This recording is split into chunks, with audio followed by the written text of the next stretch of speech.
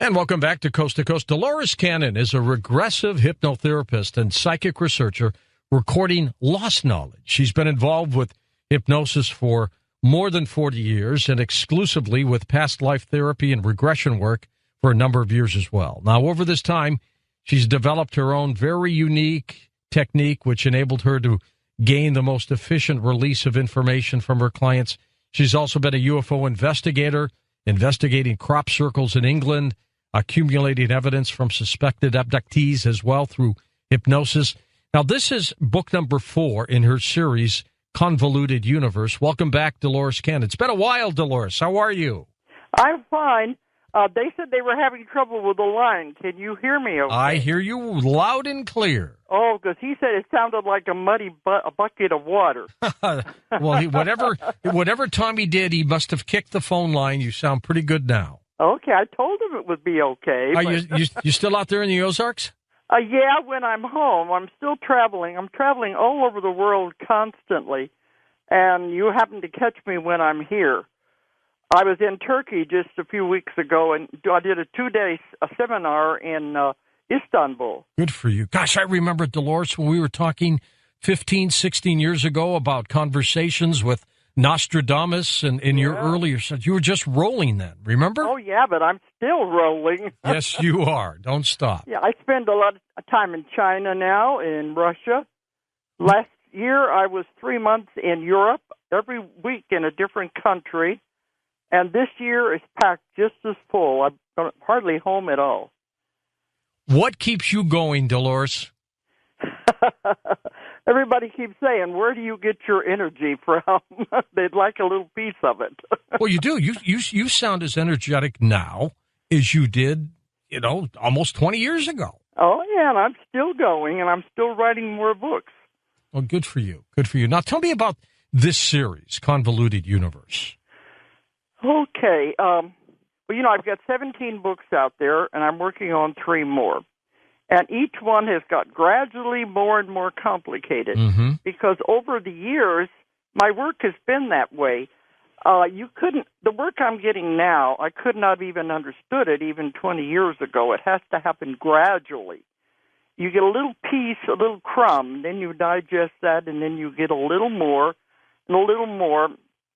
So they, the ones that are giving the information through my clients, they give you a new theory and a new idea, so it just keeps growing. But it really began to pick up when I got into the UFO research and I wrote The Custodians. And as I was working with that, and, I think I've talked about all of these subjects on your show. Oh, you sure have. But with that one, the ETs began to speak through the clients I was working with. And they began to give me complicated metaphysical theories and concepts. And I knew I had to go into a different kind of a book.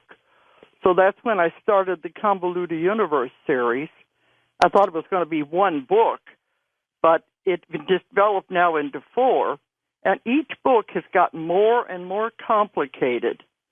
At the end of book 3, I said, well, I guess you've told me everything there is to know now. There's nothing else left to discover. And they said, oh, no, you have just started. There's a lot more to find out. And then I wrote Convoluted 4, and the information is still pouring out of my clients. Well, this was a fascinating one because it deals with just about everything we've talked about on this show. The other side, abductees, UFOs, just about everything. So I'm looking forward to our very lengthy chat with you tonight. Okay, because it just keeps getting more and more complicated. They keep throwing different ideas out at me. Have you, by this time, come up with a single theory on just what the heck is going on? In what area? Well, just about, let's say in the visitation area. Something's happening. I wrote 2 books. This was in 2011 when Convoluted 4 came out. That's the first year I wrote 2 books in 1 year. The other book was The 3 Waves of Volunteers and the New Earth. And this is where it was taking the whole UFO thing into a whole new area that hasn't been explored by the other investigators. They haven't got a clue what's really going on out there. Well, and this one, number 4, deals primarily with extraterrestrial travel, doesn't it? Well, some, but in the three waves, it goes into a whole lot more about the volunteers and where they've come from, and many of them are ETs that have come from other planets and other dimensions, and entered into a physical bodies, and there's hundreds of thousands of these. Of course, the people themselves are not aware of this until they have the session and they find out. Now, when you talk about other dimensions, Dolores, are you talking about other universes or strictly other dimensions within this universe? Within this universe, because this is not the only universe there is. There's hundreds and hundreds of universes. It goes on and on and on. But there are also many, many, many dimensions. There's not just 5. There are thousands. And in each of these dimensions, there's different realities. And they just go, well, see, there are dimensions around us all the time. We can't see them because they are vibrating at a different frequency and different vibration. It's just the way if you see a propeller blade or a fan blade, when it's moving, it speeds up, it becomes invisible. So they're vibrating at a different frequency. Well, that's a good point. Now, is it still a physical dimension? Yes, and there are people living in these dimensions. And this is very real. This is the way the ETs, one of the ways they travel, is they go back and forth between these dimensions. They somehow learned how to do that, I take it. Oh, yeah. They've been doing it for a long time. They raise the vibrations and frequencies of the craft, and when they're going out of this dimension, see, they raise the frequency, and then they will suddenly just disappear and be in the other dimension. Kind of like Star Trek, when he says, engage, and they're gone. This is when people see UFOs and they just suddenly disappear. They have gone into the other dimension. And the other opposite is true, too. When they're coming into our dimension, they have to lower the vibration and frequency. And then they just suddenly appear where there hasn't been anything there before. This is the densest, heaviest planet in the universe, the hardest, most difficult planet to live on. They said they can't go any lower, any denser. We are the bottom. And my daughter doesn't like me to say that because it sounds like we're the bottom feeders. Well, let me ask you this. By the traveling through these other dimensions, must you be in a craft, or can you do it in like a portal and kind of like walk through it? Oh, yes, there are definitely portals and windows. Those are two different things, and they are all over the world. And the ETs especially have found these and are able to utilize them. A portal is where you can go through it and be in another dimension, another time. You can time travel. All of these are used. And some humans have been able to use them. The problem is with humans is the vibration and frequency of the body has to match the frequency of the portal or the body would be destroyed. The matrix would be destroyed. So these ETs have learned how to utilize these, and they travel through time and other dimensions in that way. A window is where you can look through at other dimensions and other times, but you can't travel through it. And these are everywhere. And they're usually protected to keep humans away because they know the effect it would have on humans. Well, but also humans go to other dimensions constantly and are not even aware of it. Do we do that in a dream state or? No, physically. We do. Don't know it. This is how it's very natural, and it's happening all the time, and we don't even realize it. Of course, I'm sure some people have been in a fog sometimes, Dolores. Maybe that's what's happened to them, huh? Well, I've gotten lots of emails. I have a weekly radio show, too. Yes, you do. And I get all these emails, people telling me these remarkable stories of things where they have accidentally gone into other dimensions. At what point did these stories start arriving to you, and you started saying, there's something going on here? Well, in my investigations, I guess the listeners are well aware of me now. They know I don't channel. I'm not a psychic. Right. All my information comes from my clients, and I never know what's going to come out. But I am so curious that I always want to know everything. I hear something I don't understand. I want to know more about it. But I can give you a few examples. Sure, I'd love to hear stories. them. Okay. we've gotten. Well, for instance, sometimes it can be something very subtle, and you don't even realize you've crossed over in another dimension and came back. I had a college girl said she was coming out of her dorm, and there was a lot of construction work going on right in the street in front of the dormitory. And, you know, the orange cones up and the construction equipment, they were tearing up the street. Okay, the next morning she comes out of her dormitory. There's no sign of anything that's ever been done. These are little things we'll say, well, maybe it was my imagination, or they'll see a tree in one place. The next time they go by, that tree's not there. These are little things that we just don't really notice until it draws our attention. But it's pretty similar, so that confuses them, I take it. Yeah, and they said, well, it must be my imagination.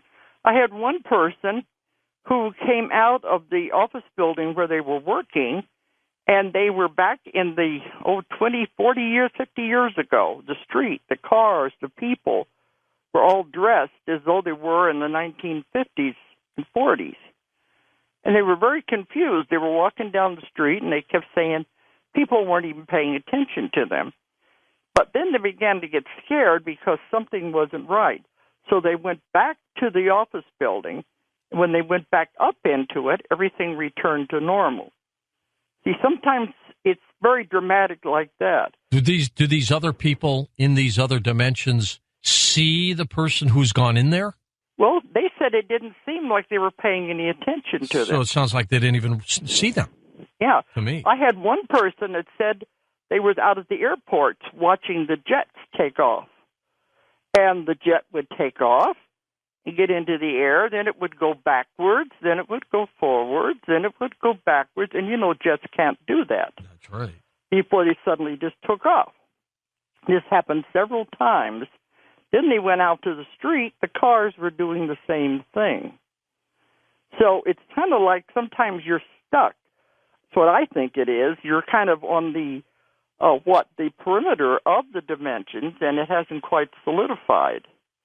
But I've had many, many stories of strange things like that. One woman said she was out jogging, and she was running down the street, and she saw this airplane coming in so low to the ground, and it was a big airliner, so low to the ground that she said, it's going to crash. She could see the tail and the wings and everything. She turned around and ran back to the house to turn on the news because she thought surely there was a crash. Well, when we had our session, this is one of the things she wanted to find out about. What was that all about? So during the session, we found, they said, in another reality, another dimension, there was an airport over there. And the plane was just coming in for a landing. So she had temporarily crossed into the dimension where the airport existed, but it didn't exist in our dimension. How did they get back, Dolores? They just come back.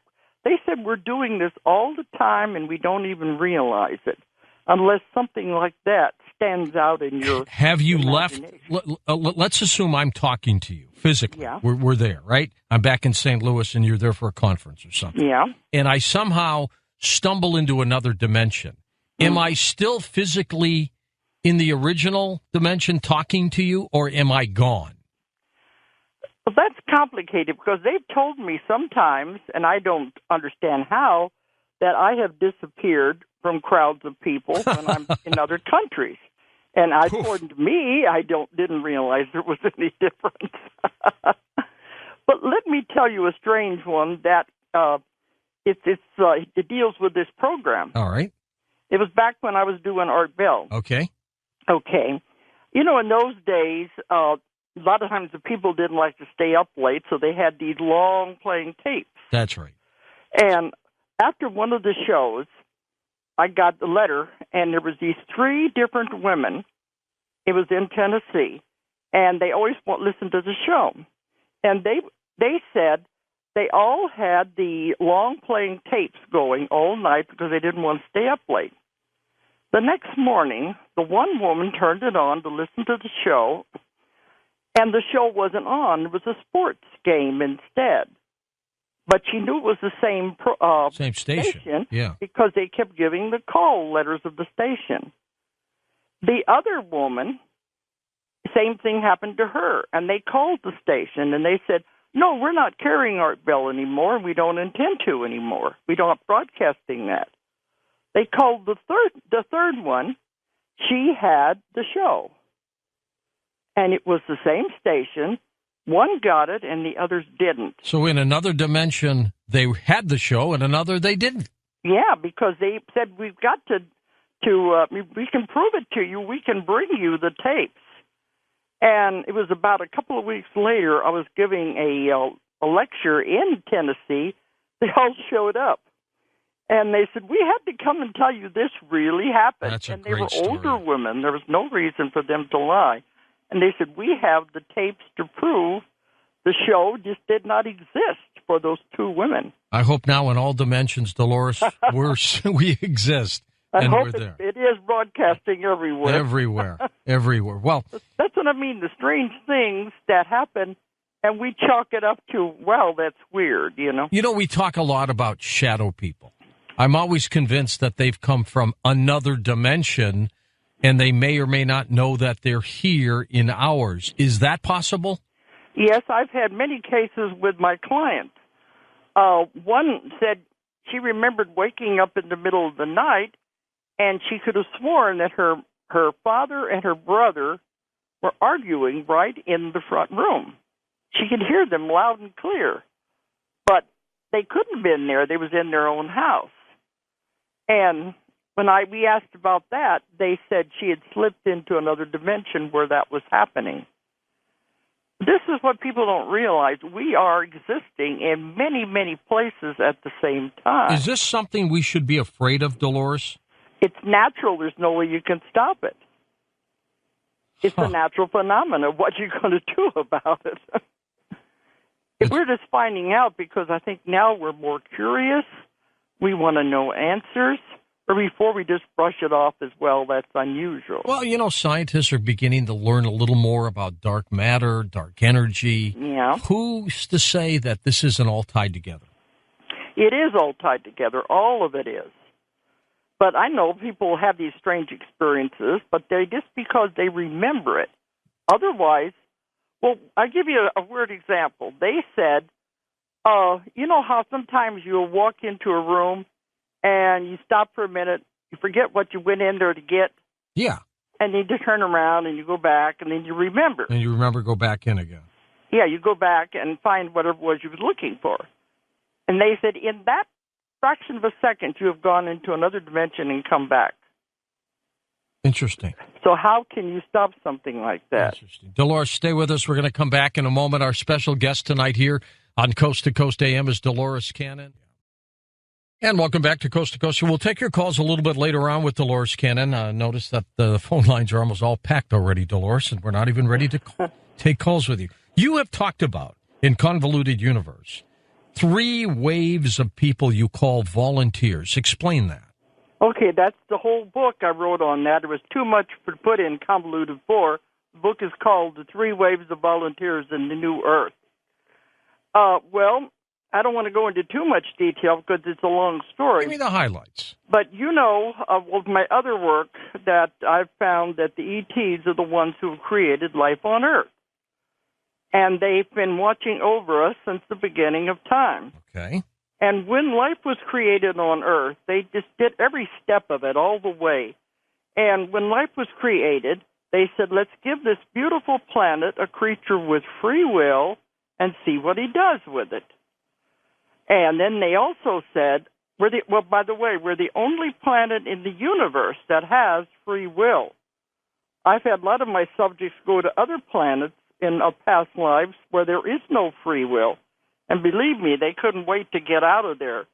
It's not as good as you think it is. But we were given free will to see what we were going to do with it. But also there was another directive. It's the Prime Directive. And it's mentioned in Star Trek, and Star Trek is not fiction, it's real.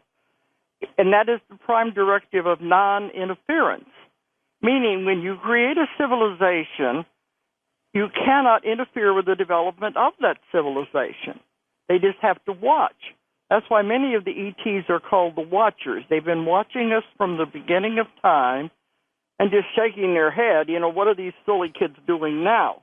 Yet some people have said, Dolores, if, for example, somebody launched a nuke, they'd get involved. They do something. Yes, they've been seen around sites. That's what I'm leading up to. Okay, Go ahead. Okay, because the only time they can interfere, if we get to the point where we're going to blow up the planet, they cannot allow that because it would have reverberations throughout the galaxy. So it cannot be allowed. It would disturb everything in the civilizations and other dimensions. So if that ever got to that point, it would have to be stopped.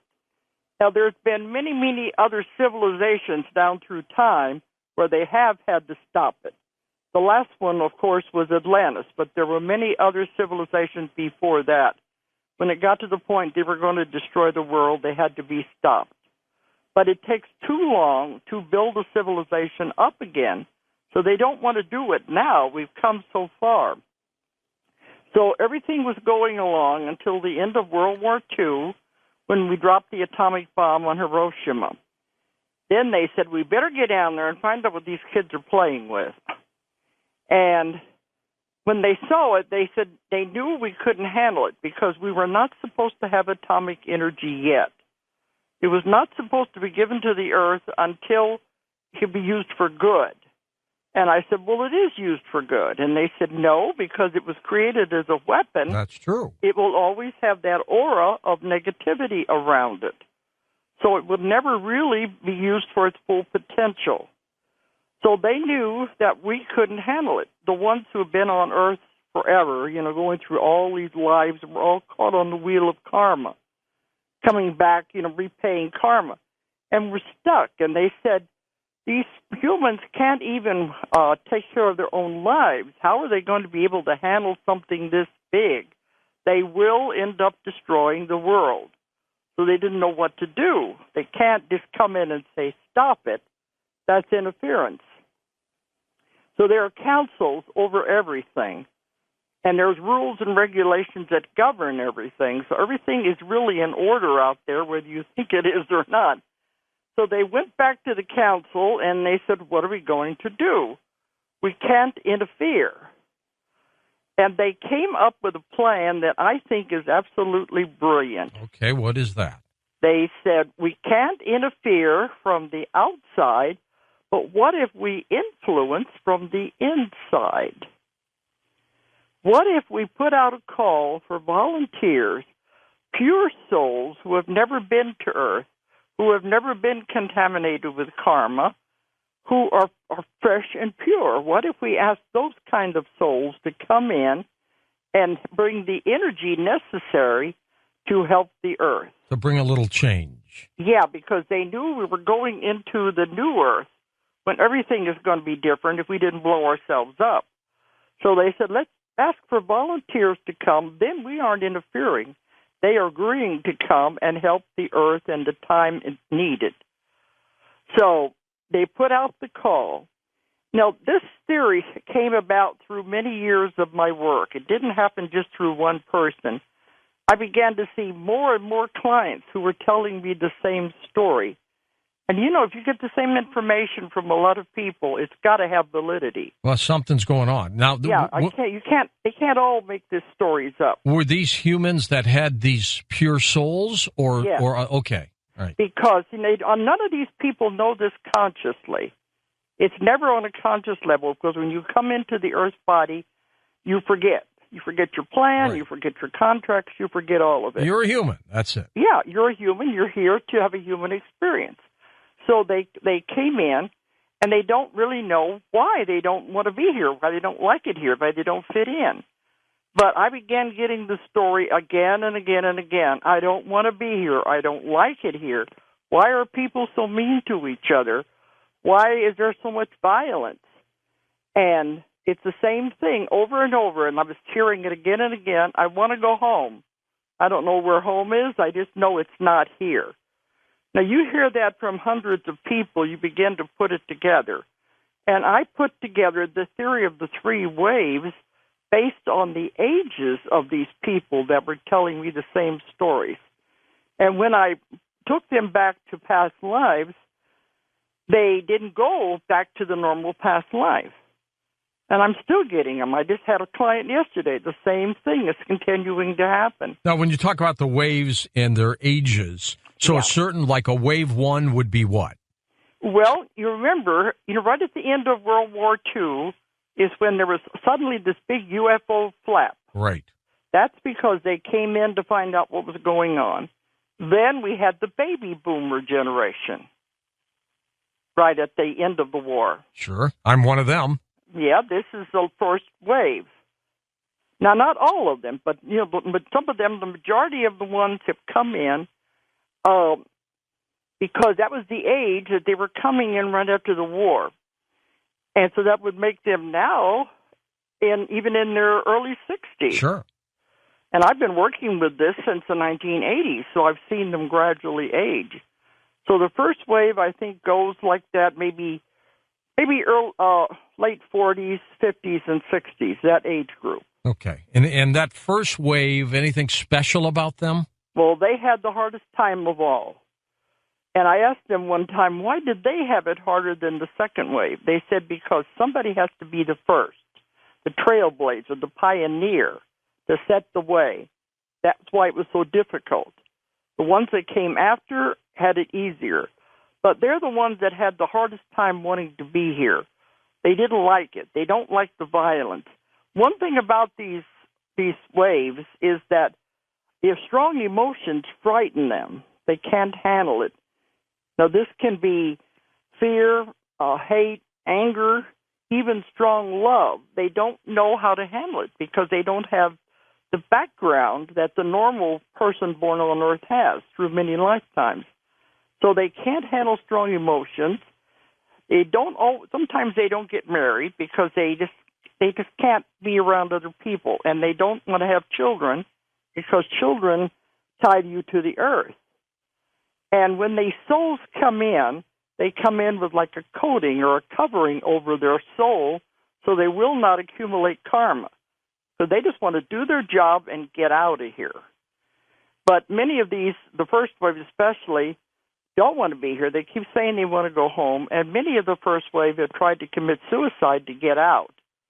Gosh, was it that frustrating for them, Dolores? Oh, yeah. They have good families. They got good jobs. They just don't like it here. They don't know, what am I doing here? I don't belong. I don't understand my family. I don't understand this world.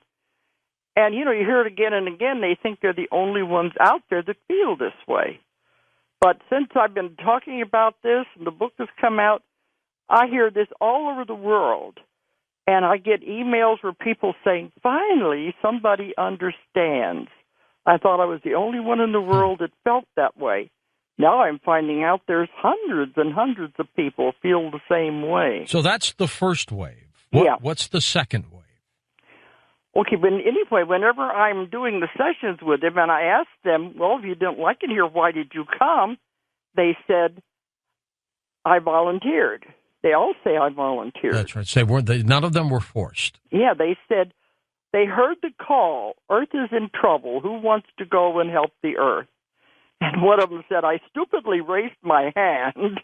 As they got here, what was I thinking? I'd probably do that too. Interesting mission. Because they really wanted to help the Earth. And this is what helps them when they find out they are here for a purpose.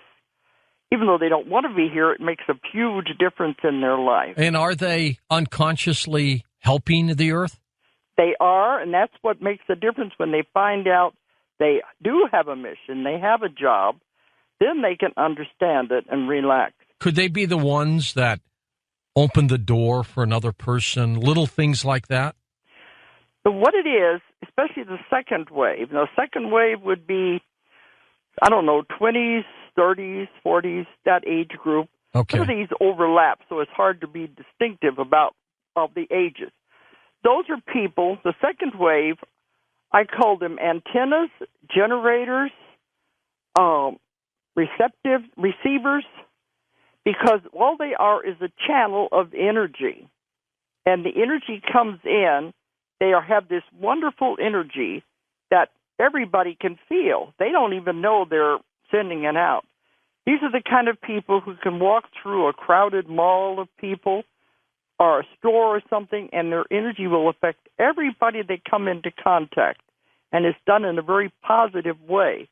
They don't know they're doing it, but that's their purpose. They will ask me, well, why am I here? What am I supposed to be doing? And they're told you don't have to do anything. You just have to be. You're generating this energy that is helping the world. And the thing is, they're supposed to be with people and helping people, but they don't like people. They don't like to be around them. So many of these second wave especially work out of their homes. They don't usually get married. They just don't want to be around people. Interesting. Because it bothers them. And these traits are all pretty similar, aren't they? They what? These traits of these people, they're all pretty similar. Oh, yeah, and that's what the people, when I'm giving lectures, they start crying. They come up to me afterwards and they said, you don't know what it means to find out I'm not different. This makes so much sense. And, but one thing about these people, I want to find out too, well, see, many of them come direct from God who have never been in any kind of a body before. They just never wanted to. These are brand new souls. Brand new. Can you imagine what that would be like to come into this mess we have on Earth with no preparation? They don't know what's going on. It's very difficult to exist here. The other place they come from, were ETs on spacecraft, on other planets, other dimensions. Some of them had even evolved as far as being a light being. Now, they were perfectly happy with their own life. But then they said, well, who wants to volunteer? And they said, okay, I'll do it. Then when I get done, I'm going to go back to my spaceship or my other planet. They just said they'll come in long enough to help the Earth during this time of need that we're in right now. But something interesting about this is why it puts a new slant on the UFOs, is that the energy, you can imagine, is so different from the ET energy of that being from the Earth body. So in order for them to be born on Earth, the soul has to be prepared, and especially the mother's energy has to be prepared so they can carry that energy of that new soul. Now, many times the mother will have as many as 3 miscarriages because the energy just doesn't match until they can make adjustments. And the ETs are what do this. They make adjustments to the mother and to the incoming soul so it can survive here. And they said, now some of this sounds strange, but they said in these cases, all of the incoming soul doesn't come in at one time. It's too much energy. So it comes in little by little, and the child may be as old as 8 years old before the entire soul is into the body. Interesting. Where it can handle it. And I have a lot of people who tell me, I wasn't here really until I was 8 years old, and they don't understand what that means. But can you see the difference? So they really weren't complete at that point. Yeah, they weren't all there. And you can see how the mother's energy would be so different. And many of them have told me that. My mother had many miscarriages before I finally came in. And these are totally 100% human beings. They're not hybrids, right? They're not ET mixes. They're just living in a human body. Okay. But many of us have also lived in other lives and other planets. I don't find that unusual at all. They're just another vehicle. I call the costume a suit of clothes you wear to live a life. How do we know if we're volunteers? Do you have to do it through regression? Well, that's about the only way to find out, except some people tell me I remember volunteering. But, I know, but to give this lecture at one place I gave the lecture, and they said, how can you tell who in the audience is ETs? And everybody started laughing, and I said, how can I tell you? They don't even know themselves. That's right. Because, see, you forget when you come in. And they don't possess any special mystical powers. They can't levitate. They can't do things like that. No. They're just living a life that they're wondering what in the world they're doing here. But they're a little more spiritual than most. I think they are, because some of them have found out they have psychic abilities. And if they develop that, because sometimes in children you tend to squish that, But many of them are psychic. They have spiritual qualities. A lot of them want to be healers. That's an interesting trait about them. They all want to help each other. They want to help the world. They want to help the world. Well, that's why they're here. And they're very good people. But now can you understand what the abductions are all about? These are their own people that they're taking care of. These are the volunteers that they're abducting. They check on them. They have to check on them regularly to make sure that the body is accepting the energy, that they're not having any problems. That makes sense. And the third wave, I assume, a much younger age. That's the new kids. That's the new ones. Okay. And those are the ones that are the hope of the world. And they're coming in with the DNA already in place because all of our DNA is being changed now anyway. How many of them are we talking about worldwide, Dolores? Hundreds, millions, what? Oh, they said hundreds of thousands. They said now we have finally have the critical mass. We have tipped the scale. Now we can save the earth. So what happens if you get one of these, I'll call them enlightened volunteers?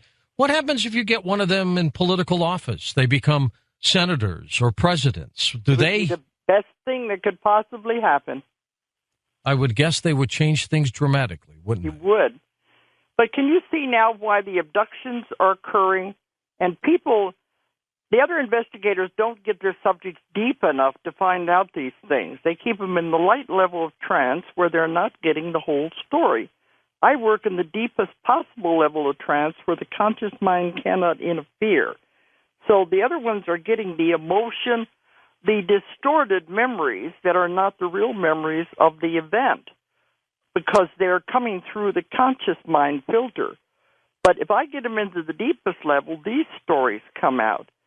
And the ETs are just taking care of their own people.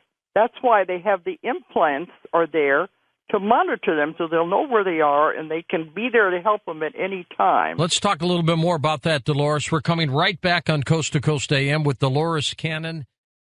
And welcome back with Dolores Cannon. Dolores, it makes sense that these alien implants are put in their own kind, basically, to track them, doesn't it? But there are other reasons, too, and we found out the reasons for all the transplants.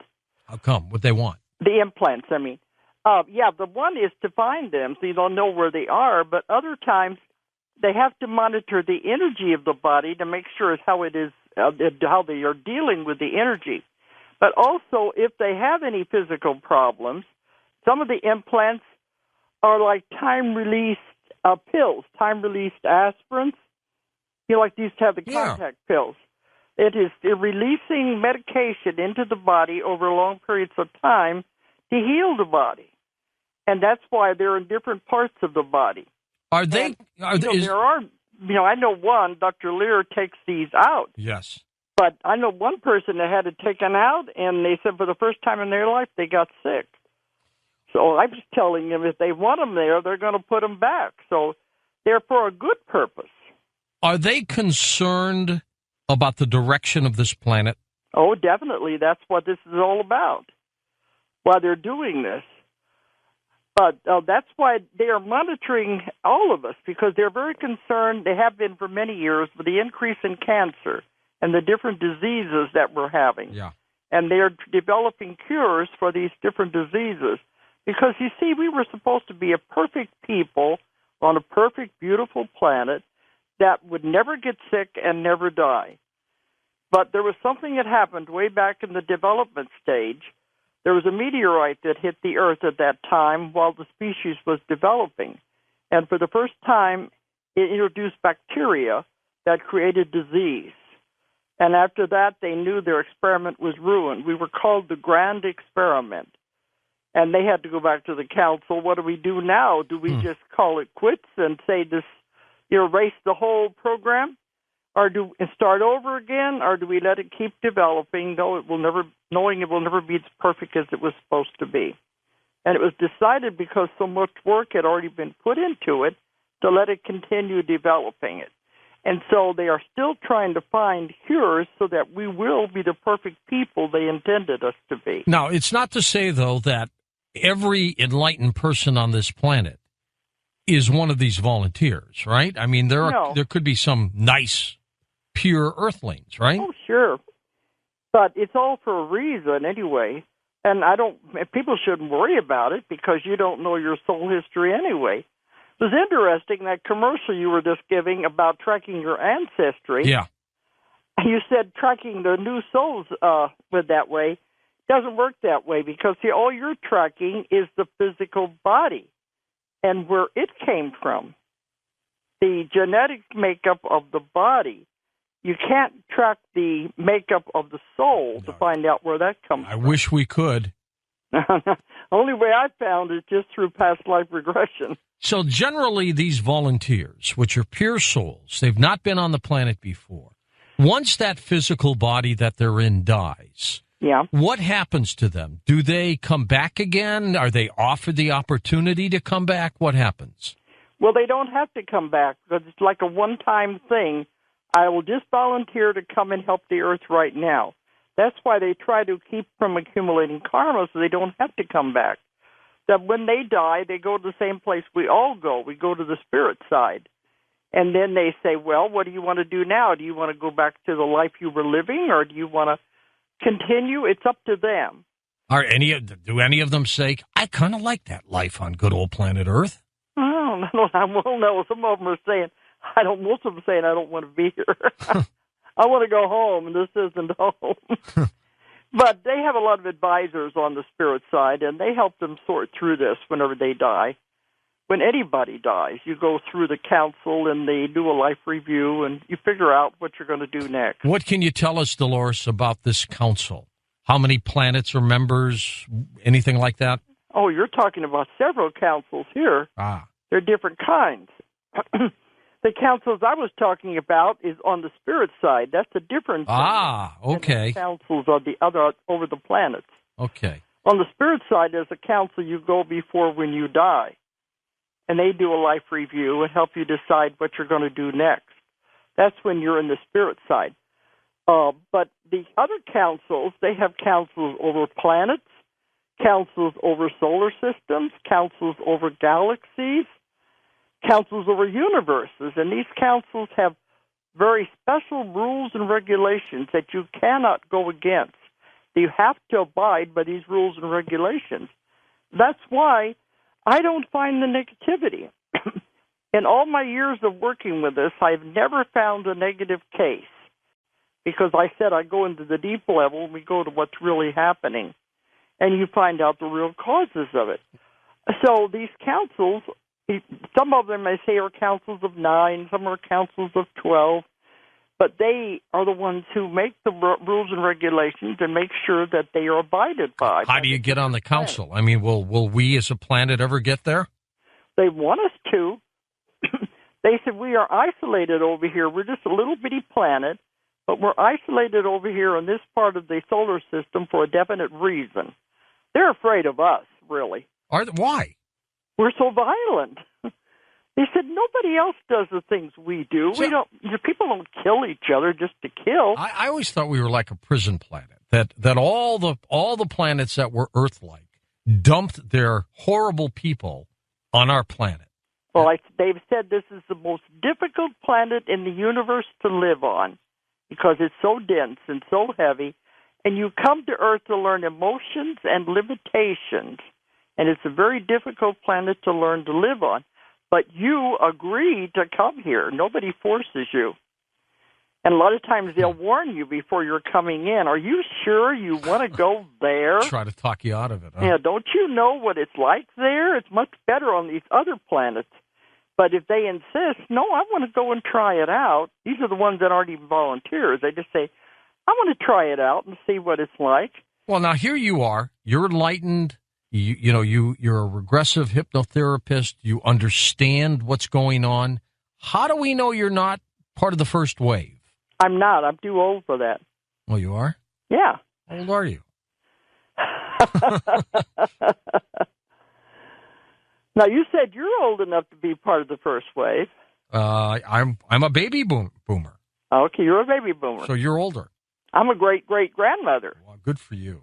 So, I mean, I'm too old to be that. Okay, so how did someone like you... I know a lot of my past lives anyway, so I know I'm not one of the the first wave. Okay, but you're enlightened. I mean, you are. I've known you for years. You're an enlightened person. How'd you get that way?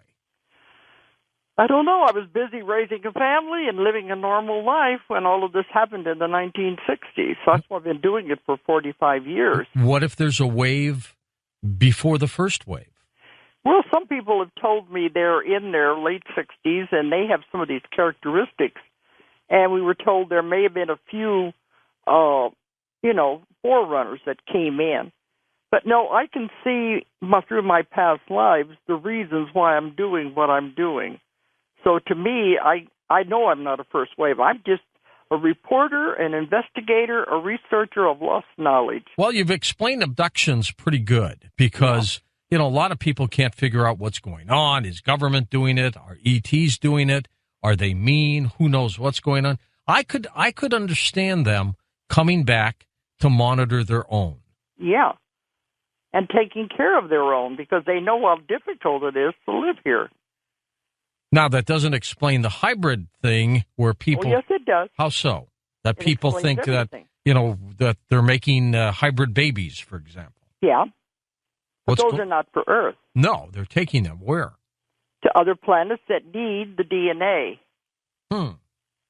This is one of the reasons they've explained why they're taking the eggs and sperms, because we have developed as a civilization, as a species, the bodies have developed to handle radiation and handle a lot of extreme conditions in the Earth atmosphere. Are we unique in the universe in terms of being physical? I wouldn't say so. There's, like they said, we're kind of the bottom of the barrel. Okay, so there's... But they said our bodies have developed to handle conditions that it's effective with our DNA and the eggs and things like that. So they take these to other planets that are experiencing the same conditions but don't have the ability to adapt, and those civilizations could go down. So they're introducing the new DNA, the eggs and the sperms, to help those different species on other planets. Got an email from a fellow earlier today who wanted you to know that he doesn't believe that there's life after death, that it just ends. What do you tell somebody like that? I said, I have regressed thousands and thousands and thousands of people. I have not found anybody yet who didn't have a past life and who didn't go to the other side. What does he think he's doing here if he didn't come from somewhere else? That's exactly what I emailed him back. I said, explain your existence. Is it a fluke? Why are you here? I haven't heard back yet from him on that one. Because that's what I'm saying. I think it would be an awful way to believe. Of course, everybody's entitled to their own beliefs, but I think it would be awful to believe that this was it, and when you died, that's the end. This is all you could do. You would never get a chance to make it better, to make amends. I think it would be an awful way to exist and to think like that. But, people are entitled to think whatever they want. But no, I've never found anyone who had gone to the spirit side when they died and who have not had a past life. Let's talk about some of the past life. Even people who don't even believe in this, don't believe in God, don't believe in anything, they still get their answers. They do? Definitely. All right. So they don't have to believe in it. So this guy, we had a session with him. I think he'd be very surprised. Would you put him under? Well, I'd have a long talk with him. Let me give you an example, because you were going to go into that. Okay. Is that okay? Yeah. I had a man, he came with his girlfriend. His girlfriend was the one who wanted the session. This guy was a lawyer, very practical, very, against anything like this. He only came along for support for his girlfriend. But while he was there, he just said, I don't know, why don't you do me too? To see. Yeah. I don't think anything's going to happen. He didn't believe in God. He didn't believe there was any such thing as reincarnation. When you die, you die. So I kept thinking, this is going to be interesting. So we had the session with him. He goes through past life. I don't remember what it was, but it was a very normal past life. And when he dies, he goes to the spirit side.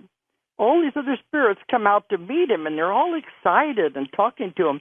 Tell us what happened. What was this life like? Tell us what went on. And then another one come up. Remember me? We lived in this life way back This other time, you see, he got exactly what he needed for his belief system. He sure did. He couldn't deny it after that because he was all prepared to just make it up, and he couldn't. Do you believe, though, in the hell concept, Dolores? Is that real? There is no such thing as hell. How about evil? Evil is what people do. Everything is energy. They've told me many times there is no bad, there is no good. There's just lessons, and what do you learn from the lessons? If you take the energy and use it in a negative way, you can call it evil, but that's people using it and doing it. That's what evil comes from. The serial killer who dies, what happens to his soul? Well, there's many different theories on this. It depends on how bad the murder is. But sometimes they have to go into what is called the spiritual hospital. There's a lot of places on the spirit side. The spiritual hospital is where they're worked on, and it takes a lot of very brave spirits to be able to do this because it's very hard to turn these souls around. They're not allowed to come back to an earth life until they finally understand what they did. But an average murderer, when he dies and comes back, I've had many cases where the people have murdered each other in another life, and they come back to pay the karma back. It's not you killed me, so I kill you, because that just keeps the wheel of karma going. That's not the best way to do it. But suppose, with what they call the soft way, suppose you came back into a life and had to take care of your victim, and you could not have a normal life. That's the soft way. You pay it back by sacrificing your life for another. Well, is that what we call karma? Yeah, it's repaying tons of karma is what it is. And I've had many cases of this. Husband and wife will come in, or usually I had one with a mother and a daughter, and they said, we don't get along at all. You got to take my daughter in there and fix her. Find out what's going on. We cannot get along. And when I had the session, I found out from the daughter that they were husband and wife in another lifetime, and the husband had killed her. And so they're coming back now to repay this.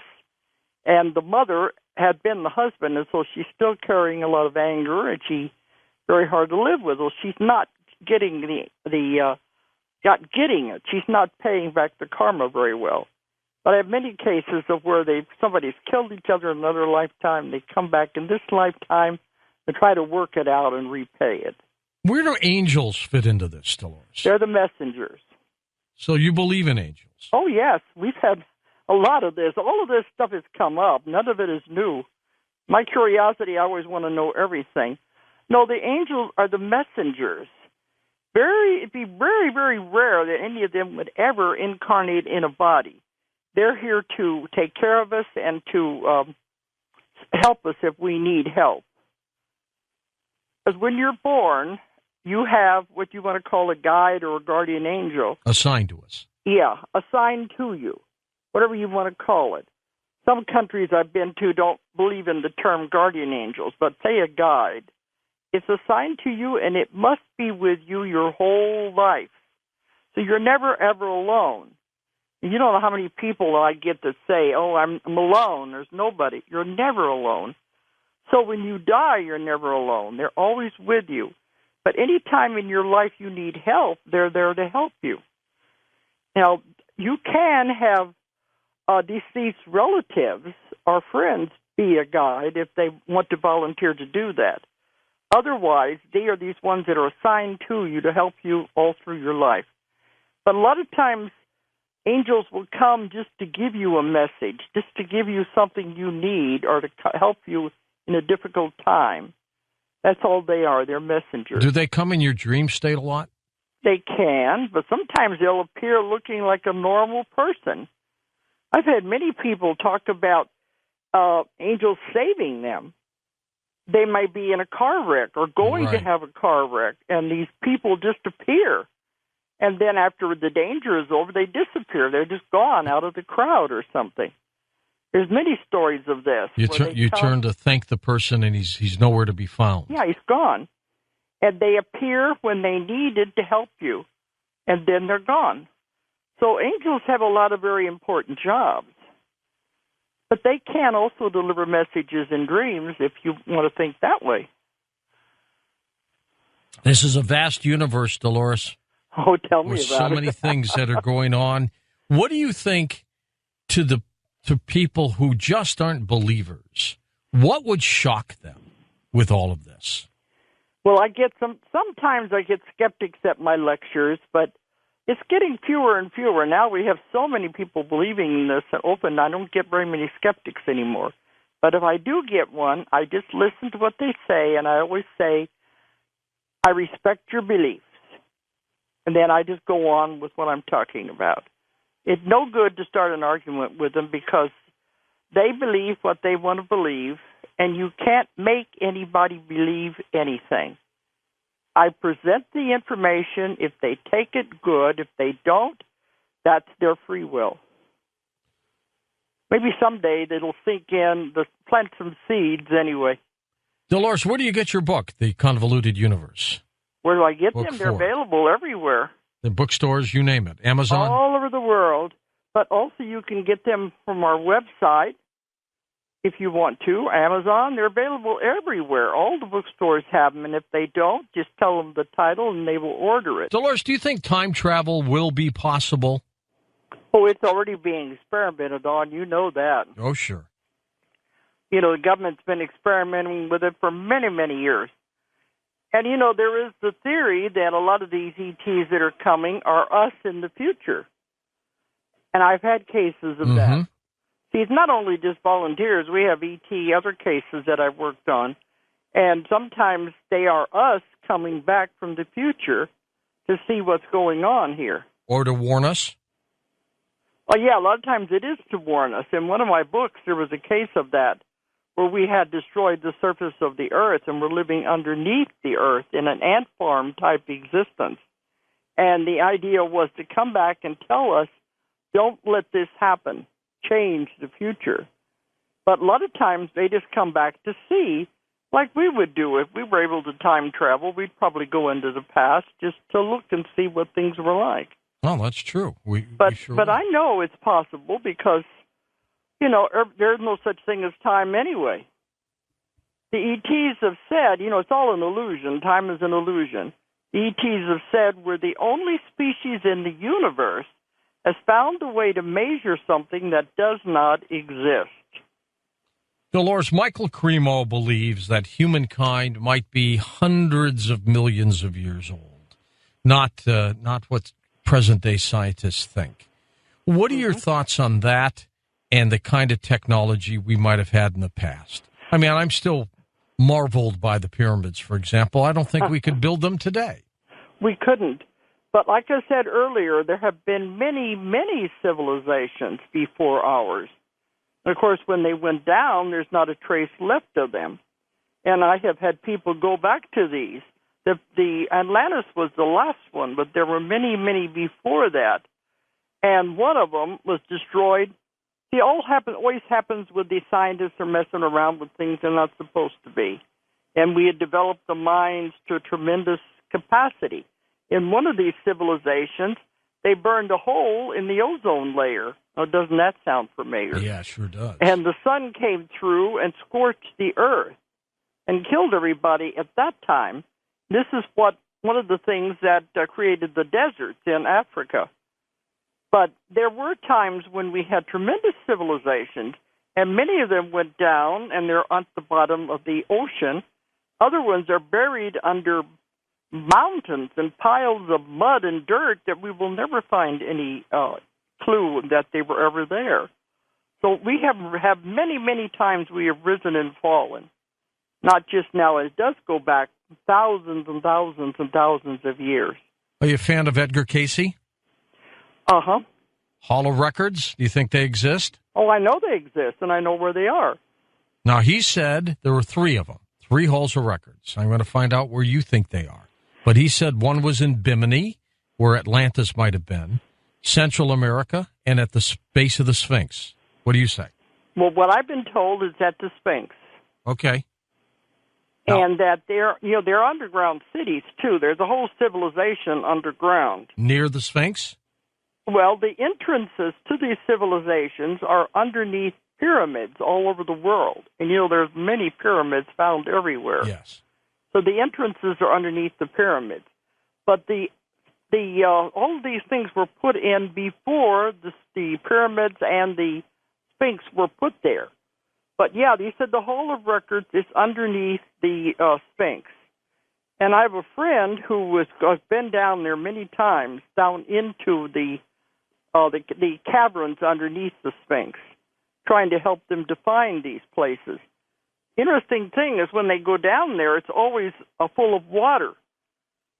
But when she finally got down there, this one time, the water wasn't there, and she was able to find doors and tunnels. So there's definitely things underneath the Sphinx. But that's where the Hall of Records is. But the information I have is that it's protected by an energy field. So only the right kind of a person will ever be able to find it and to go in and be able to read these things. What might those Hall of Records possess? They said they are the history of the world, the history of our beginnings, of mankind. Everything is in these records. But they're written in a strange language, too, that would take a lot of deciphering because it's so old. Would they talk about a God? Well, they all believed in God. They've always believed in God. Well, that's true, too. The ETs are closer to God than we will ever be. Do you think the ETs, though, are still trying to figure out how they were created? Well, they know how they were created because they're one of the creators. I said they are closer to God than they will ever be because many of them don't consume food. They live off of light, and they have to take light baths to replenish the body. And I asked them, well, where does the light come from? He said it comes from the source. This is what they call God. They call God the source. Interesting. And without that, they would die. The light, almost like a plant. Well, it's absorbing light into the body. And many species live off of light. They don't consume. So a lot of our organs in the body have atrophied. This is why, we see the body, we just see the way it looks after it is developed. Like they said, it could be us in the future, too, as we develop that way, and if our organs were to atrophy from not being used. Dolores, I've always wondered what deja vu might be. You know how... That's easy. Is that a dimension cross or something? Yeah, because, all of these dimensions, we were talking about dimensions earlier, the past, present, and future are all existing at the same time. And, of course, the future is probable futures and possibilities. So there are many, many, many possible futures. But deja vu is when you have the feeling, I've been there before, I've done this before.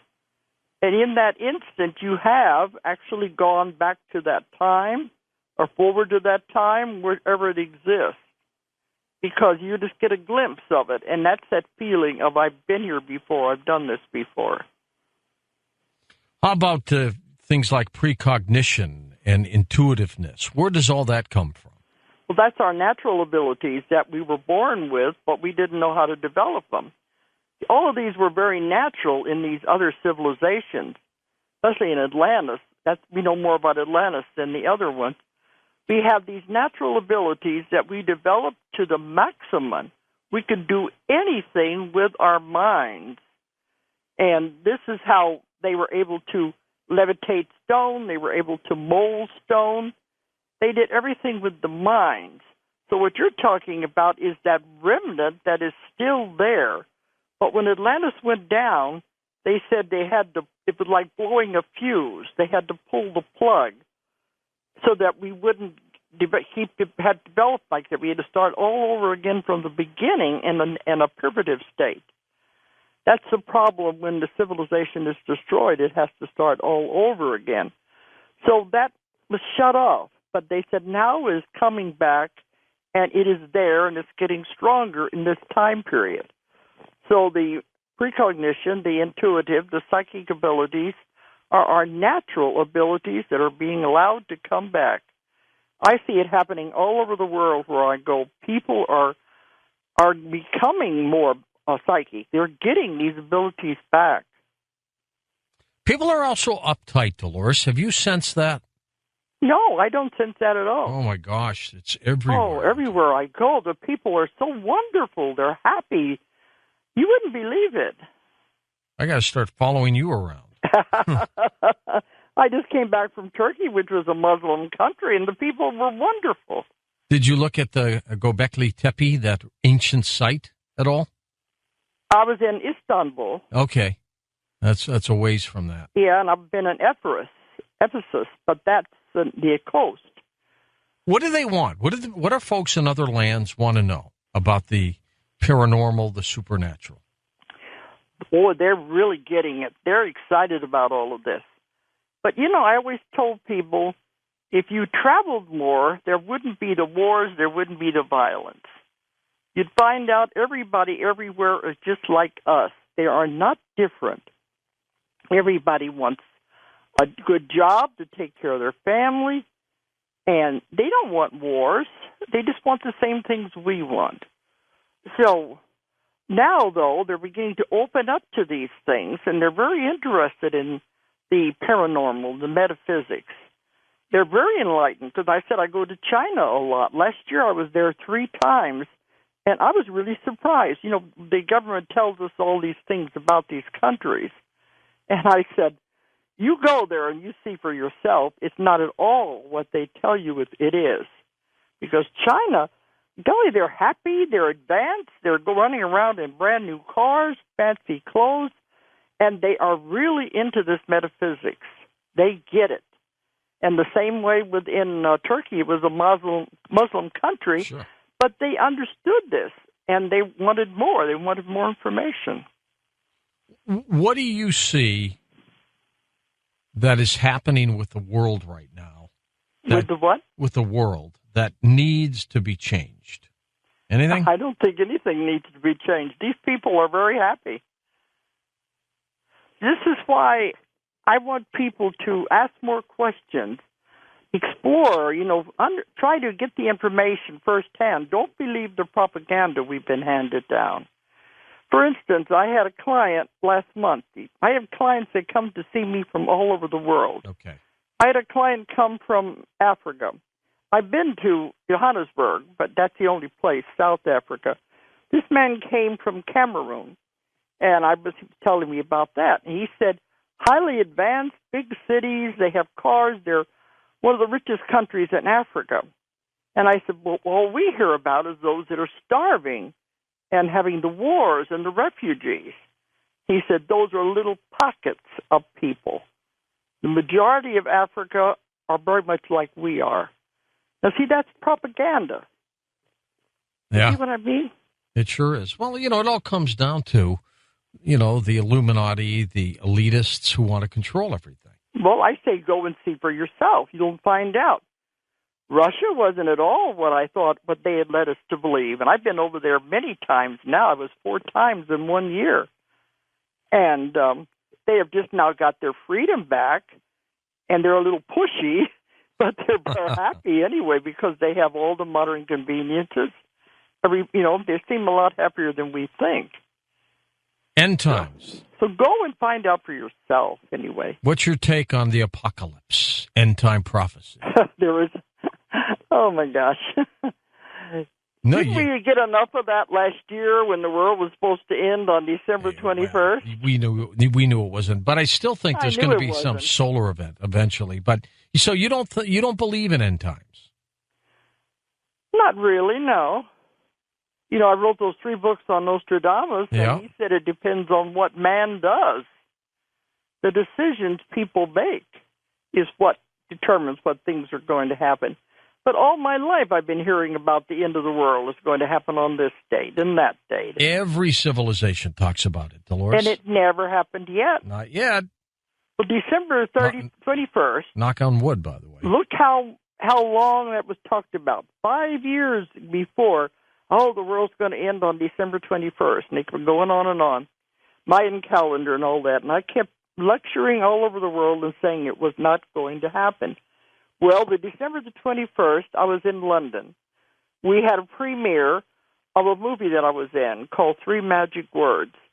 And we did it specifically on that day when everybody says we're going to ascend, we're going to the end. That was from Anderson's book, wasn't it?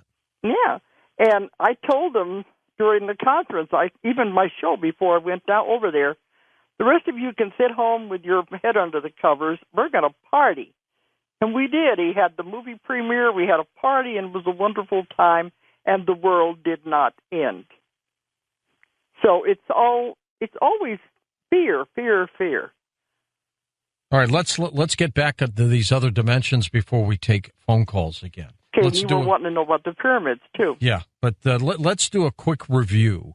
Okay. You say that there are hundreds of other dimensions that are out there, and each one is individual? It stands on its own? Well, they blend together. You can't draw a line and say this is this. Now, what they're talking about when the world is ascending into the new earth, that's a bigger dimension. We are in the third dimension right now. And fourth dimension is time, so they skip that one. And they go direct to the fifth dimension. Well, we are already getting into the fifth dimension. But this is different than the other dimensions I was speaking about. Those are larger ones. I guess if you can break it down, there are many of these other smaller ones that are constantly moving and blending and shifting. So the world is not that simple that you can, the universe really, that you can draw a line saying here, here, and here. Everything is moving and melding and together all the time. Well, I'm fascinated at the possibility that people could stumble into these other dimensions and probably not even know it. Yeah. Feel wandering around, lost. Well, those are rare cases. What if they can't come back? Well, the Bermuda Triangle is a perfect example. I mean, some people disappear. We have hundreds of thousands of people on this planet disappear, and nobody knows where they are. They went into another dimension? They might have, huh? They very well could have. And they can't get back. That's the problem. That was the problem with the Bermuda Triangle. Now, I can explain the Bermuda Triangle to you, too, if you want me to do that. And what do you think that is? I know what it is. See, that was where Atlantis was. Now, Atlantis took up the whole world at that time. It was not just an island out in the middle of the Atlantic. That's where the main part was. But where the Bermuda Triangle was, that was part of Atlantis. And they knew how to time travel. They had perfected it. They knew how to go back and forth between dimensions. And they had a temple there in that part where they did these experiments. And they could time travel. Well, when Atlantis went down, that temple was damaged. And if you could get the mental image of like a mirror, it wasn't a mirror, but something like that was damaged and was still moving and functioning to a certain degree. And every once in a while, it would flash upward toward the surface of the ocean.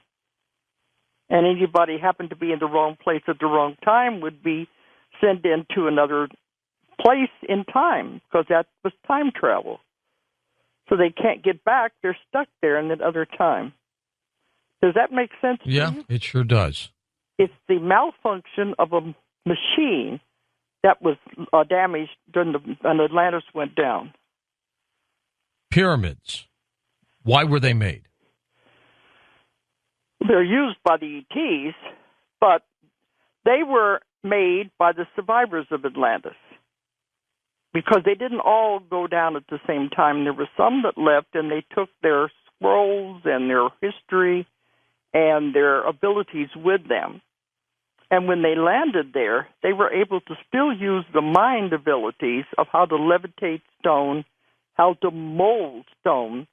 Like if you go to Peru, in Cusco, places like that, you can see how the stones are molded to fit together perfectly. They had these abilities. They couldn't teach a lot of the natives because they weren't that developed yet. But a lot of the ETs did help with the building of the pyramids because they are definitely connected to the stars. And there's a whole lot to that. There's a lot of the places on Earth are connected with ETs too and the stars. But the part about the King's Chamber and all of that, it does have to do with the light coming down and pointing in a certain direction.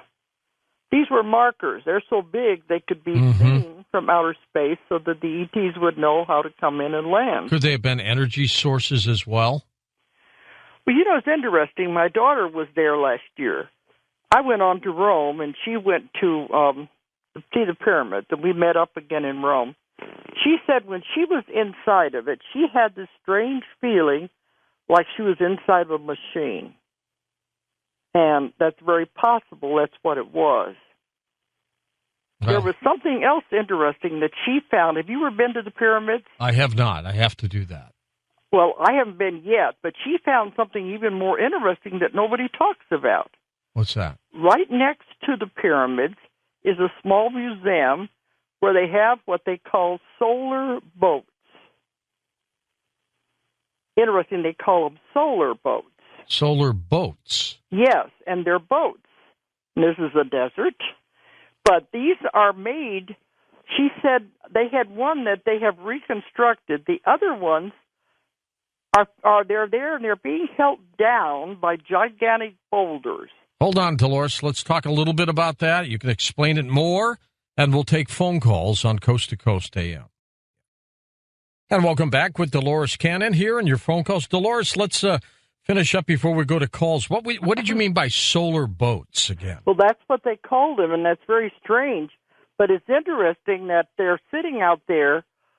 They're in a museum now, but they have huge boulders on top of them. Now, why is that? Because they can float or fly away? I don't know. But she said the way they're made, looking like a boat, but they could never have been in water the way they're constructed. And they have a museum where they have one that they have redone. But that shows that area would have had to have water if they were real boats. And they do say that the Sphinx at one time was underwater. But even if not, why would they call them solar boats unless it's something to do with ETs? So it's an interesting concept. Good point. Anyway. They sound like craft, don't they? Yeah, they do. They do. I want to get that's something you never hear about when people talk about the pyramids. No, you don't. Egypt. Did you investigate the ancient Vermanas at all? Ancient what? The Vermanas? I guess not. Vermanas, what do you mean by that? These were flying machines in India. Oh, yeah, but they're the same everywhere. They are. It's just different types of ETs from different planets use different kinds of machines. I just didn't know what those were called. Crop formations, one thing we haven't talked about. What are they? I've investigated those since 1992, and I know why they're there. Who's sending them? Well, the ETs are creating them from the other dimensions. They're made by energy. They are a language. And it's a language that's done in symbols, and it's understood by the conscious mind, the subconscious mind. The conscious mind doesn't understand it. But see, they communicate with symbols, not with words. They said it's very boring with us. We got to put one word behind the other to form a sentence, to form a paragraph. They deal in symbols, mind to mind. A symbol will contain a tremendous amount of information. So they're made there on purpose to convey information. You don't have to be in the crop circle to get the information. You just have to see the symbol. And the information is transferred to the mind on a cellular level. And then whenever you need the information, and in the times we're at now and the changing of the world, the information will be there and you won't even know where it came from. It's planted into the mind by just looking at the symbols. Okay, back to the phones we go now. Let's go to Will in Pekin, South Carolina. Welcome to the show. Hey, Will, go ahead. Hey, George. I'm a big fan. Thank you, sir. Now, hey, I'm sorry, it's Dolores? Dolores. Hey, Dolores. I've never heard of anything of Dolores until tonight, and I've actually just got off the phone with her daughter, Nancy. I've been talking to her for about an hour and a half. Trying to you're keeping her up, huh? He's the one. Okay. But the question I had, I believe I heard something around the lines that as you're growing up, there are some children that don't seem that they are all the way there until they're about 8 years old. Well, it's not worded exactly that way, but they feel as though they're not all there. Yeah. Well, growing up, my mother says, I just did not seem like a happy kid. I was just kind of like a docile child until I was about, 11, 12 years old. Mm-hmm. Now, personally, I don't remember anything. I remember maybe standing on a porch when I was 4 or 5 years old, real minstrel stuff. And, I don't remember anything until I was about, 10 or 11 years old. Yes, this is common. I get a lot of clients who say they don't remember their childhood. Then other ones remember from the time they were a baby. So it just depends on the person. Yeah, and, I told her, I had a dream, and a dream that I remember very specifically. I remember everything about it. Is and I'll make it short because I know I don't have much time. I'm a small child. I wake up in the middle of the night hearing people walking around in my house. So as a child, I get out of my room to check out who it is. Nobody's in my house. Mm-hmm. So I run to my parents' room to be like, hey, I heard somebody walking around in the house. There's nobody in my parents' room. So as a small child, I'm freaking out. I'm by myself. Yeah. All of a sudden, it sounds like a massive storm is happening outside of my house. Mm-hmm. So I step outside, and pretty much all that I remember is a big flash of light and a stove that's on my porch falling over and hitting the ground, and the noise of the stove is what wakes me up. Okay, at the time when I had this dream, I was not living in this house. When I had the dream, it was in a completely different house. The dream house, I didn't know it. Well, many years down the road, about when I turned about 15, 16, we built a house a few acres down that when, and the dream never really reoccurred until a stove, that's the same exact stove that was in that dream, and put it on the porch. Mm-hmm. And then wait a minute. This was the porch and the stove that was in my dream when I was like 5 years old. I said, this house and porch and stove didn't even exist. I said, now, Yeah. You were able to see into the future, but the dreams, a lot of dreams are that way. They're precognitive. And some people do have dreams that tell them what's going to happen in the future. So you were just able to do that during a dream. So it's real. It really happened. And that's what your daughter had told me, said that it seemed that I had seen something that happened in the future. But, I mean, how do I know if it's happened already or, or if it was just a dream, or can I prepare, is there a way I can see it coming, or, is there anything, any kind of insight on that dream that you could give me? Well, you've already made the insight. It told you the future. Then years later, it came true.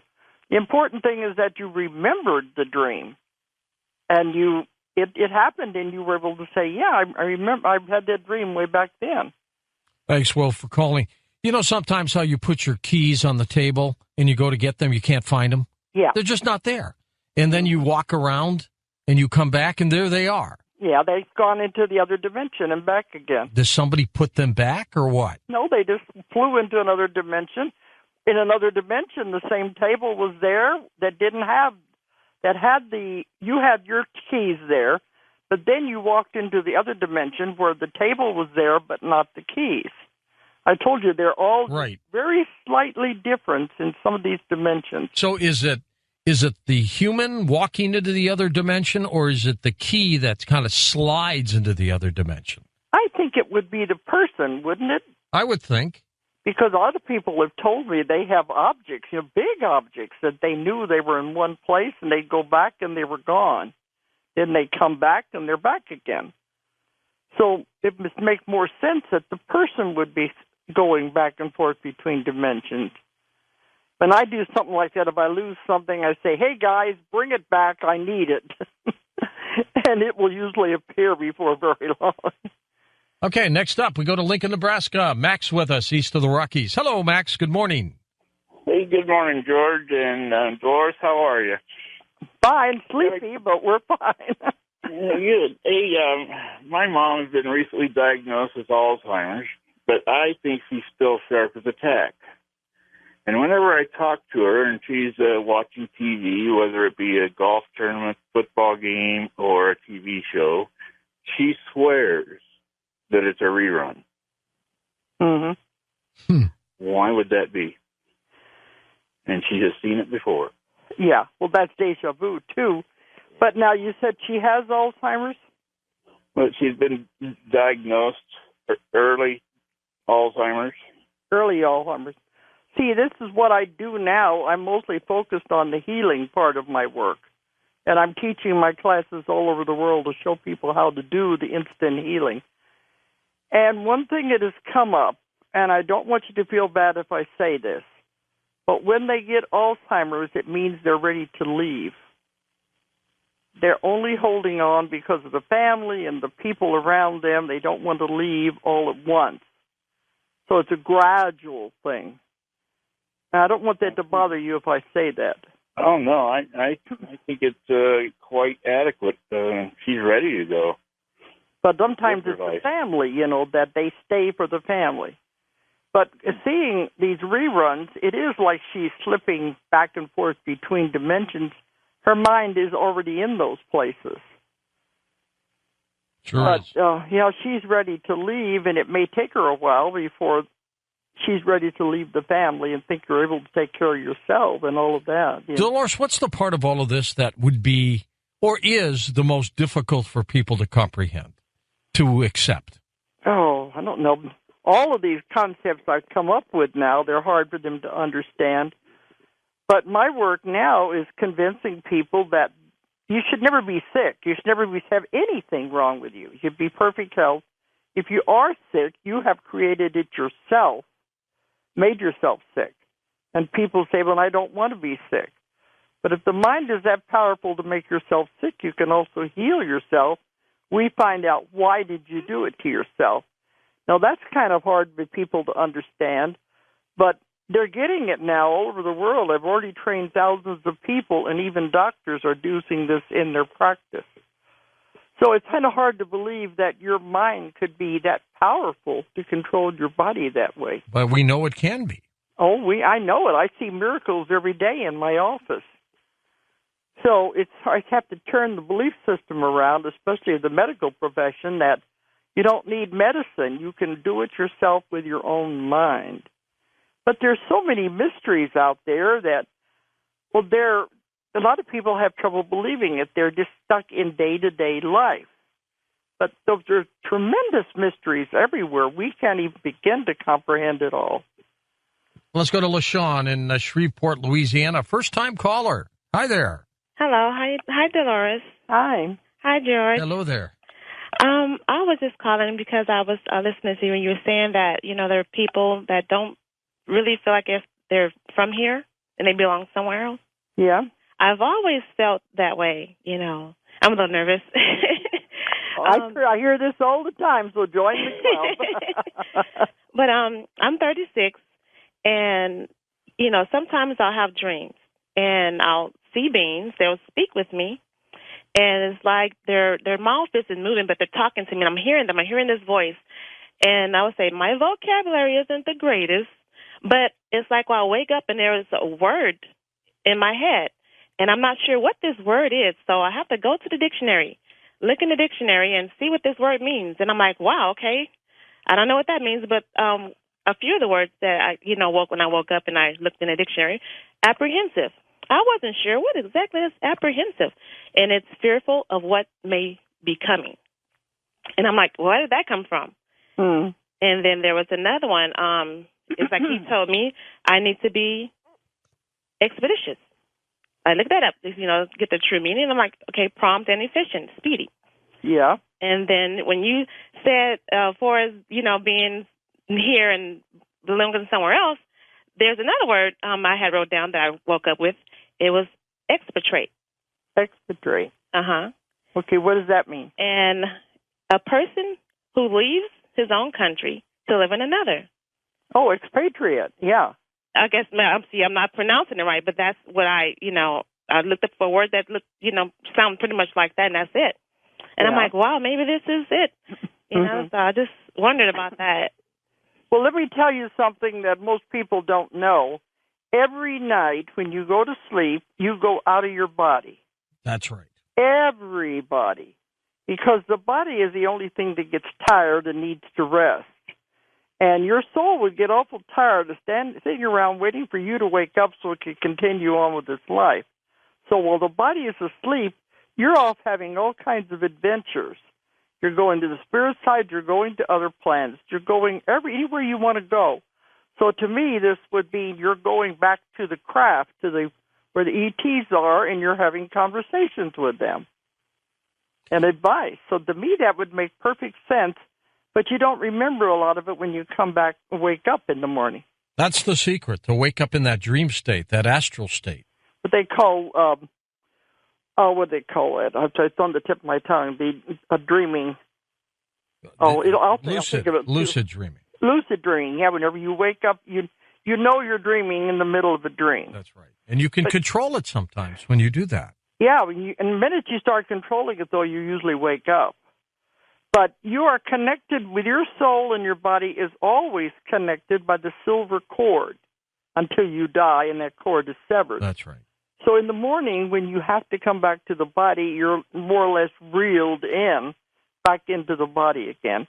So I'd be very positive that's what's happening to you, that you are visiting with your friends on the ship during the night when you think you're asleep. Dolores, I got to tell you, you are one of the most enlightened persons I've ever chatted with. Okay. One of my problems, if you want to call it, is that I don't ever forget anything. No, you have an incredible memory. Maybe that's really why they gave me this job. I don't know. Let's go to Noah in Morgantown, West Virginia. Hello, okay. Noah. Go ahead.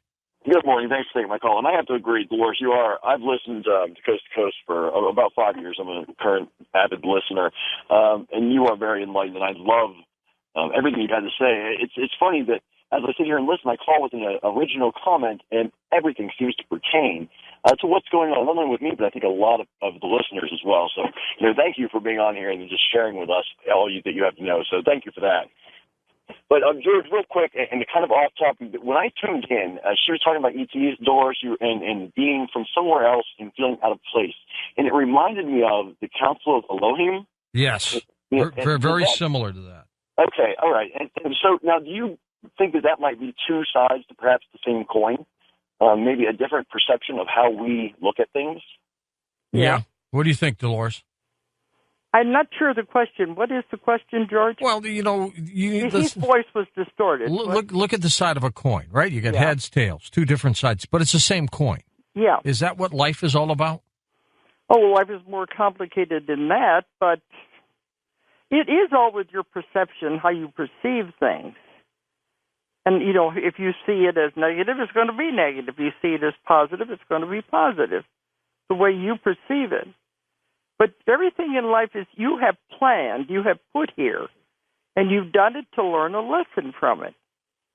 So that's what I always tell people. Everybody has bad things happen in their life. That's normal. That's human. Life. That's life. But I always say, what did you learn from it? And if you learned even one thing from it, that was the reason you had the experience. And other people, they'll say, well, I didn't learn anything from it. It was just a bad experience. If you did say you didn't learn anything from it, guess what? You got to come back and do it again. Same people, same circumstance. You failed that grade in school. You've got to take it over again. That's true. Dolores, we're going to come back and take some final phone calls with you. Dolores Cannon with us. Dolores, when you speak at events, what are people primarily interested in? What do they want to know? Oh, they want to know everything. That's the amazing thing about it. Sometimes I've gone to an event. I'm supposed to speak for 3 hours. One place, I think it was San Diego, I didn't get out of there for 6 hours. They just kept asking more and more questions, wanting to know more and more. But lately, in the last year or so, I've been speaking about mostly the 3 waves of volunteers and the changes the Earth is going through. But they're interested in all phases of metaphysics, and a lot of it is young people. I'm thinking it's the Internet generation. It has opened up the metaphysics to a whole new age group that we didn't have before. And they're really eating this up. They're fascinated by metaphysics and the unknown and unexplained. Well, it's something that affects all of us, too. I mean, I think the bottom line here, the quest is what happens when we die. I think everybody's obsessed with that, Dolores. Yeah, but I found the answer, and there's no problem there. Are you comforted to know what happens? Oh, yeah, because I wrote a whole book about it. The book is Between Death and Life, and it tells what it's like when you die, how you feel when you die, where you go on the other side, all the places you can go to, the whole procedure, and then the whole full circle as you make your plans and come back again. Did you ever have any doubts? No, because I've gotten this information through so many people. People say it makes them feel so much better to know, especially if they have someone dying in their family or if they have somebody that has died, they know they're perfectly fine. They're on this beautiful spirit world. Okay, to the phones we go. Final calls. Ron in Sacramento, California. Okay. Hey, Ronnie, go ahead. Hi, how you doing, George? Good, Ron. First-time caller, but I used to listen to Coast when Art Bell was driving his Geo Metro from Pahrump to Las Vegas. Thank you. That's a long time. But anyhow, I got something going on that happened 33 years ago, and I've never been able to explain. I'm driving my truck late at night and fell asleep behind the wheel. And the truck jumped the curb, and about that time I woke up going, oh, this is going to be a big one. This is it, yeah. Goodbye. And the next thing I know, I'm laying up on the side of the road. There's nobody around. I was alive. My truck was rolled over in the ditch and on fire. And I just went, what just happened? I had no idea. Of course, I hadn't, 33 years ago, I'd never heard of a guardian angel. But I think now that's what it was. Oh, you had a good one. He was really on the job. Yeah, working overtime. Oh, man. I had to have flown out the back window because, like I said, the truck was upside down, the top was crushed down to the bed, and it was on fire. Without that help, there's no way you would have gotten out of that one. Exactly. No, they have miraculous ways of doing it, so you got a good one. I love that story. I hope you thanked them. Forever. Because they like to be thanked. Do these guardian angels get any special things? Remember the movie It's a Wonderful Life? Clarence got his wings. Oh, yeah. That was a good one. Saved good old George Bailey. I mean, do those things happen? Do they get rewarded? Oh, I don't know if you'd say rewarded or not, but they may give you more difficult cases down the road. You start out with an easy case as a guardian angel, and then you get a little more difficult. But I don't know, maybe it's just the self-satisfaction that you know you've done a good job. Let's go next. It's a good story with the wings and everything. Let's go to Ray Fohio in Fontana, California, first-time caller. Hey, Ray. Yes, George? Hi. Yeah, what's up, man? I'm 23 years old. I just got into your show like a couple years ago, but it's a good show, man. Thank you, I pal. appreciate what you do. Thank you. And I wanted to tell you guys my personal experience. I had this experience 3 times throughout my life. When you're talking about how your body, your soul leaves your body when you go to sleep. I'll go. I'll be not. It's like that transition. It's like this happened to me like 2 weeks ago. I was going to sleep and I was listening to the Howard Stern show late at night on YouTube. And I was just going to sleep. I was conscious, like listening to the show. And that moment when you're laying down and going to sleep, so like you're transitioning into sleep. And I open my eyes.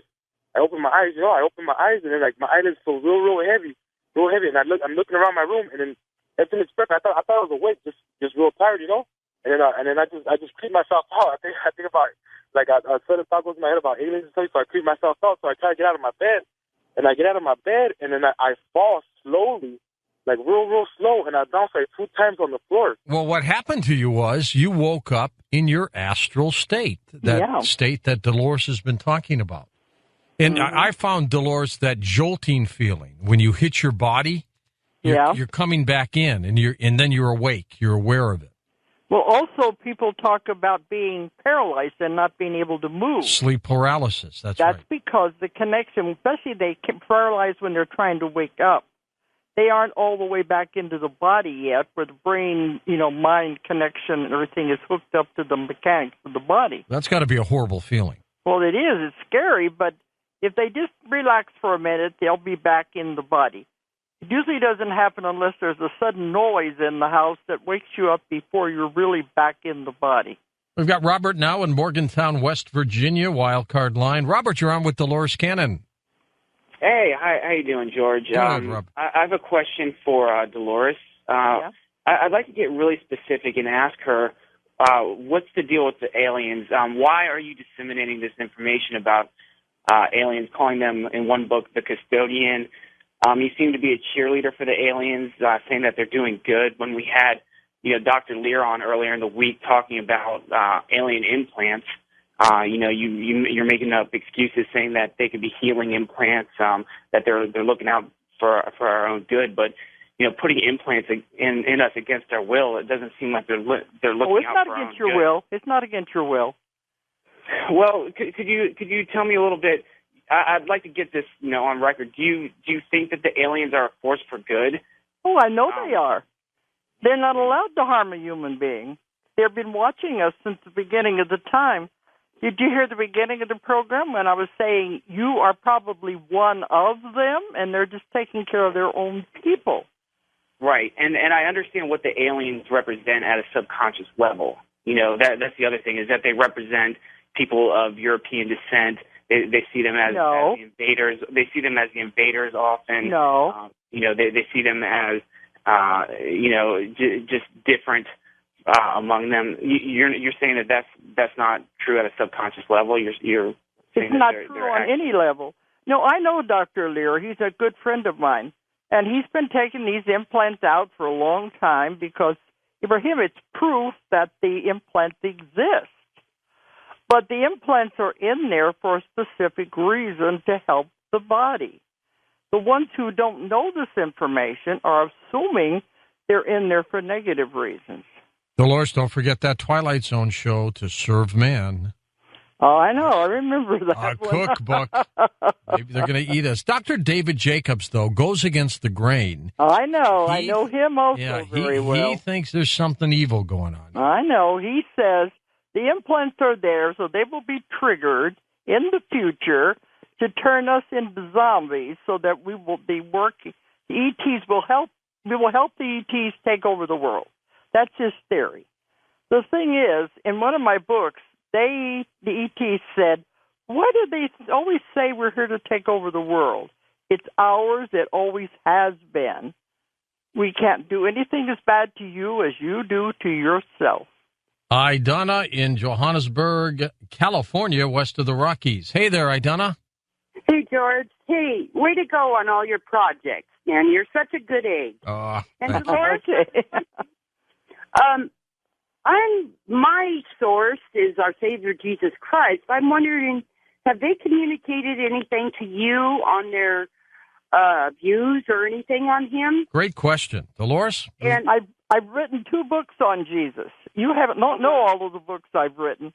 You've written more books. We can't even remember all the titles, Dolores. I know. I wrote 2 books in the early days on the missing parts of Jesus that are not even in the Bible. Do any of these volunteers, these ET souls, do they talk about Jesus or spirituality like that? Oh, they talk about spirituality because they're more spiritual than you could ever imagine.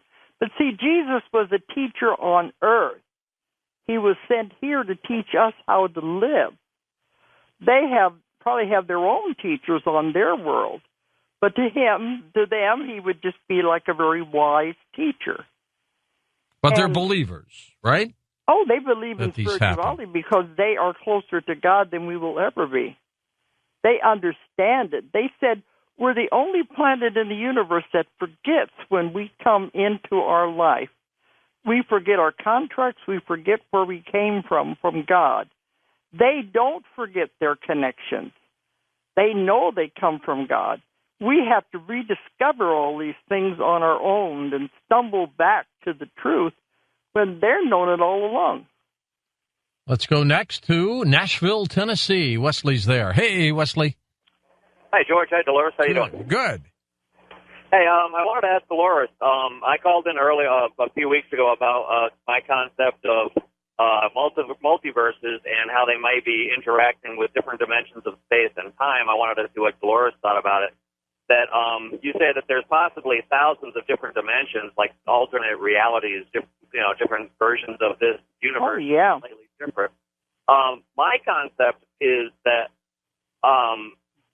physicists think that we possibly have 11, maybe 13 spatial dimensions in this universe. But we look at time as being one-dimensional, as just having a straight line that we can move, that you go forward and backwards on. What if time actually had multiple dimensions just like space, so that time actually had not only length, but depth and height, and whatever other dimensions there are beyond that, and that the different combinations of spatial dimensions and temporal dimensions could create literally trillions of different varieties of reality, but they all exist in the same single universe. They do, but there is no such thing as time. Remember that. Time is an illusion that has been created by man to explain the things that happen. There actually is no such thing as time. But yes, for instance, I can explain this. Whenever you think of you try to make a decision, I'll go to the bigger part. Whenever you have a time in your life when you make a decision, should I go this way or should I go that way? That's right. You're at a crossroads. The road not taken. Yeah, should I get a divorce? Should I stay with this person? Should I quit my job? Should I get another job? We're always faced with decisions, and we have to make up our mind which decision are we going to do. Well, we decide to go this way. What happens to the other decision that we put the energy into trying to make up our mind? What happens to that energy?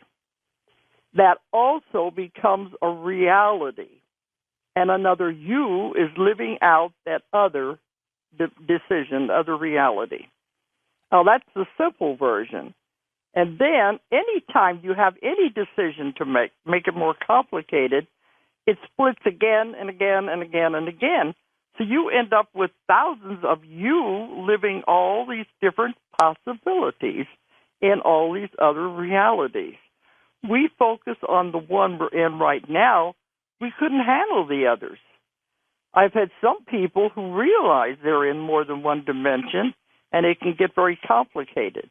I was living over here in another life.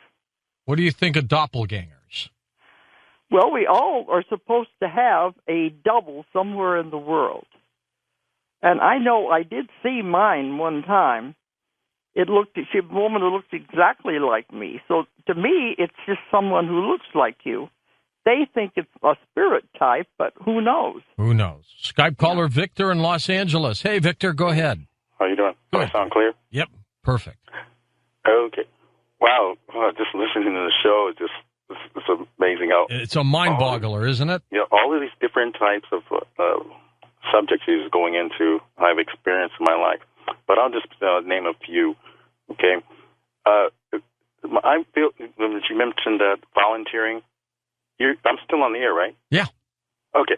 I do have a recall going back before I came into this life, and it was just like one of those deja vu, but not in this life, but not even a previous life, but between lives. Yeah. And, it reminded me of the most, the Green Lantern. I was among a host of beings in some type of moonlit type atmosphere. Yeah. And who wants to go to Earth? And I was the only one. I've heard it before, so it's very similar, and your description of the place sounds exactly correct. He'd be perfect for some regression hypnosis. Oh, yeah, he would relive the whole thing. Of every, let's say, 10 people that you hypnotize, how many of them do you think are volunteers? I'm getting more and more of them now, especially the younger people. I still get some that have karma to work out. They're the ones with a lot of problems going on in their life. The older people are definitely going back to normal past lives, and they have karma with different types. They're carrying around a lot of what I call the baggage and the garbage. and ends up making them sick, too. They're holding on to things they don't need to hold on. Does. But a lot of the younger ones that come in, they don't go to a past life. They go to these other places, either back to God or to these other ET experiences. So I'm getting more and more of them. So it doesn't surprise me anymore when they come in. It surprises them because they're not expecting it. Sure does. Dolores, we could go on forever with the amount of people that are calling that want to talk to you.